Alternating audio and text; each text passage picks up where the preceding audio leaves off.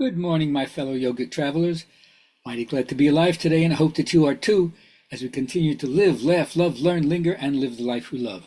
Well, it's Thursday, so it's my little story day. Once, there was a famous rabbi who was passed away and who was brought before the heavenly tribunal to see whether or not he merits a portion in the world to come. And so the first thing they asked him is, so did you pray as much as you could?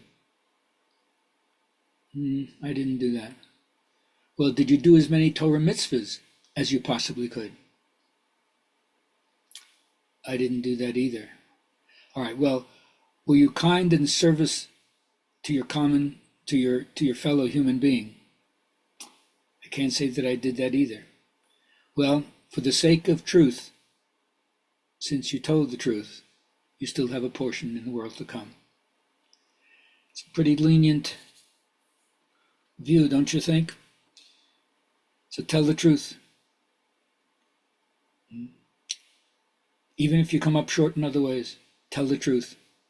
Not only won't you be degraded in some way, you'll probably get an upgrade. Anyway, our word for the day for the journaling people is creation. What is it to bring something into existence from the formless to create something new? So think about that yourself. How creative are you? And where does your creativity lie? Or talk to your friends and elevate the conversation. And always, if you let me know, I'll be glad to share with you what's going on in my life as well. All right, so take that and run with it. I always start off with honoring BKS Iyengar, my teacher and his lineage, and he showed me what it is to have a body that's ringing and singing yoga. Naturally, you feel the bell. You feel the feel of that yoga vibration when you're in his presence. And, it taught me to have a voice in my mind that says, should I go home and practice right away? Yeah, because naturally, that'll teach you. And automatically, you'll realize the power that it gives. And remember Gita's statement, there's a suffering that comes from practicing and a suffering that comes from not practicing. Choose the suffering that comes from practicing. Now, my hippie teachers always reminded me that consciousness is the pearl of great price, which if you discover it, you'd be wise to sell all else, sell everything else and buy that. Because it gives you a certain kind of bliss. I don't mean the bliss where like you have that smile on your face and everything. No, not that. It's the sober certainty of waking clarity. It's learning how to be right here, be cool, and know where it's at.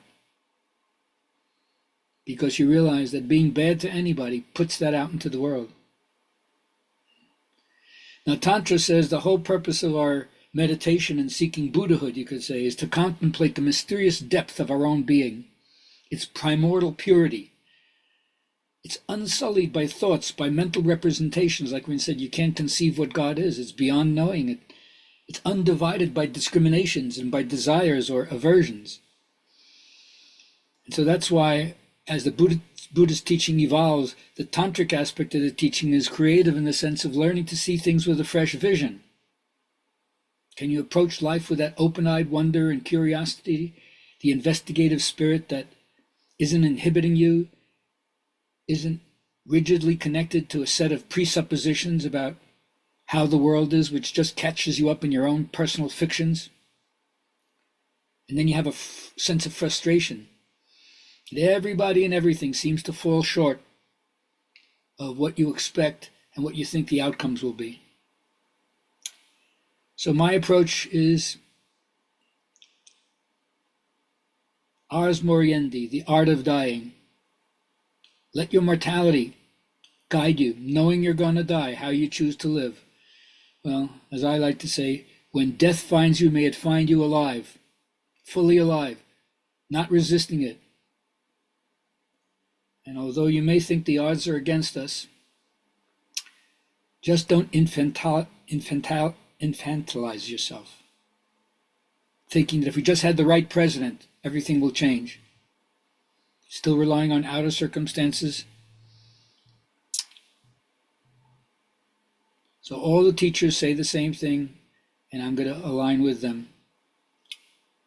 Delight simply in the holy way, especially in the face of the crazy ways of the world. If you do this, you will be free from sorrow. You'll be free from shame. You'll be at peace. Because those who act in the ways of the holy can't be dragged down. Everywhere they go, they find well-being. So my short one-liner for the day is, when I feel good, all that I am is flowing through me. So I hope that you feel good, so that all that you are is flowing through you, because the world really needs the gifts that we have to bring. Have a great day.